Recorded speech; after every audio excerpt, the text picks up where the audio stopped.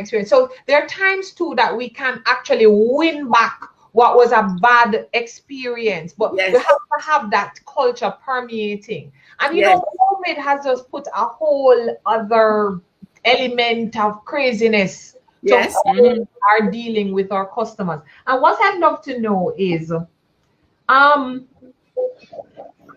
does COVID give up business because we're going through COVID? Does it excuse bad customer service? Absolutely. No. Absolutely not. You know why? Because the customers are going through immense stress and pressure. So when they come in, you have to be even more empathetic. COVID has actually forced customers to pay more attention to customer service. Yes. I remember when COVID started and people were just getting accustomed to sanitization practices. One of the recommendations that I made on my social media channels is if you're going to spray somebody's hand, you need to indicate to them what is in the bottle that you're spraying on their hand. Yes. And I mean, you know, people were like, I remember I went to the supermarket and they sprayed something on my hand. I have eczema. It did not smell like alcohol. It was very oily. Only to hear the gentleman tell me lemongrass oil is in there. Why are they putting lemongrass oil in the liquid that needs to sanitize somebody's hand? You need to tell the customers what it is that you're doing. I understand that you're coming from a place of wanting to keep your team members safe as well as keep us as customers safe. But communication is key in this process. So I think COVID has actually raised the bar for customer service. Absolutely. And you know, in this environment, Rochelle and Yanique, it's so important that the managers in organization take care of their people, because the human beings who serve the customers are the first link in the service profit chain. And what tends to happen is that sometimes as managers, we are tone deaf on the challenges and the pain that our people are experiencing.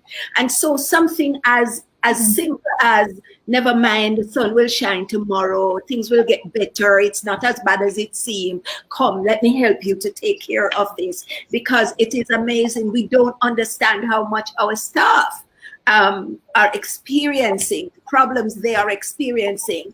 And so it is important that we take care of them. One CEO I used to work with, he said, treat your customers as royalty, and treat your employees just a little bit better than royalty. And Richard Branson, he said, you take care of your staff, yes, you take care of your customers. You know, it's funny that you should mention that quote with royalty, because Roger Simmons says some organizations treat customer service like courtship. The organizations are always great, but after that, it's all downhill. Yeah. We did another poll that we asked the question, would you pay extra for a better customer experience? And ladies, 88% of respondents said yes, and only 12% said no.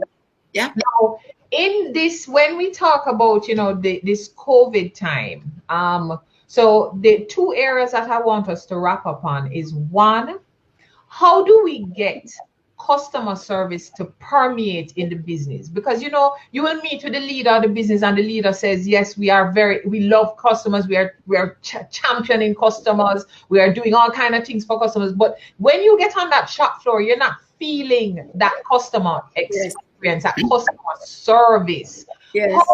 How does a small business effectively train their frontline staff? Yanique, you want to take that and I'll close off with our certification. No problem. So, you know, this is a very good plug for my book, Yes, ABC of a Fantastic Customer Experience. If you haven't gotten your copy as yet, you need to hop on to Amazon and grab a copy. But, you know, written by our own grant. So this is good for us as Jamaicans too, because this is talking our language. Thanks for that, Yanique. Exactly. So a lot of what Nevada spoke about in the tips that he gave are actually listed in the book. So for example, A is for attitude, B is for bold brand, C is for communication. And these are things that your team members need to be reminded of constantly. Yes. Training and development is not something that you do one time and then you forget about it and you never ever do it again. It's something that has to be ongoing. You should definitely involve an expert like myself or Nsombi at some point, but we don't need to be there all the time. You need to have things in place, as she was mentioning, standards in place, that there can be accountability, some form of maybe appraisal that's done. If you're a small business, it doesn't have to be as big as something that would happen in a Sagicor or NCB. It could just be a little, maybe a little form that you and your boss sit down and talk about in terms of things that you need to improve on. But it must be something that's being done frequently. People need feedback constantly in the conversation. You can't be telling them that they're being marked down because, or they can't get a promotion at the end of year one because they weren't doing these things. But over the 12 months, nobody mentioned to them that they were failing in these areas so that they could work on these things to improve. Yes. So the onus on the leader is to ensure that they grow and develop their people. That's the most important role of a leader, to grow and develop their team members. Because if your team members are really great at what they're doing, it makes your job that much easier. There are leaders who say, however, that as soon as I train them, they go and they leave and go to someplace else. But, you know, I have found that when you give and pour into an employee and that employee leaves, God has a way for bringing somebody equally good or better to replace that person, because you can't give and not receive in the process. But I also want to share that certification, a lot of times we just do the training. Certification training really assesses competencies of employees. And JAXA has a certification program for customer service representative, anybody who has to deal with the customer, whether internal customer or external customer. And that certification program is very affordable.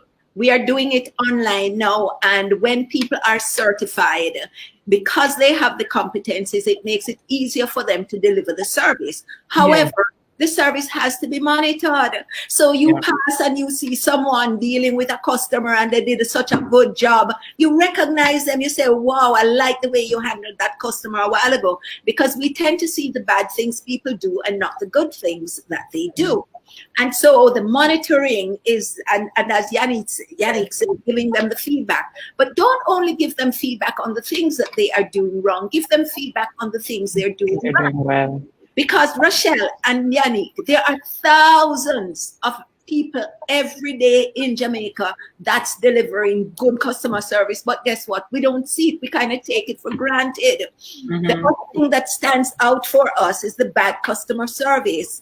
And even the same people who are saying no good customer service in Jamaica, they are customer service providers also. So they really are talking about themselves. So I am suggesting to the nation, when you go to any place to have any interaction, recognize the service that you get and tell people that you appreciate it, because the things that you pay attention to, you're going to get more. Agreed. As a matter of fact, we do an activity in our training sessions called the gratitude letter, and it actually forces the team members to pull experiences, positive experiences that they've gotten from fellow team members, thanking and appreciating them. And I mean, I've seen such wonderful things come out of it, and some it's simple things, because the reality is, as a human being, generally speaking, and this is not just specific to Jamaica, people do not practice gratitude consistently. We complain about all the things that we don't have and the things that we want, but we're not focusing on the things that we do have that are working well and show appreciation and gratitude for it. So I do agree. And I'd like to close off with this quote that I use in my workshop to employees. It says, learn to appreciate what you have before time makes you appreciate what you had. Yeah. Oh, and what a brilliant way to close off this segment. I mean, ladies, we could speak all night. Yes, all night. Our viewers, much of the information that has been presented on the show, but in fact, so much more has been provided by these two experts in this week's copy of our SME memo. And if you have not yet subscribed, please email us at sme@psoj.org.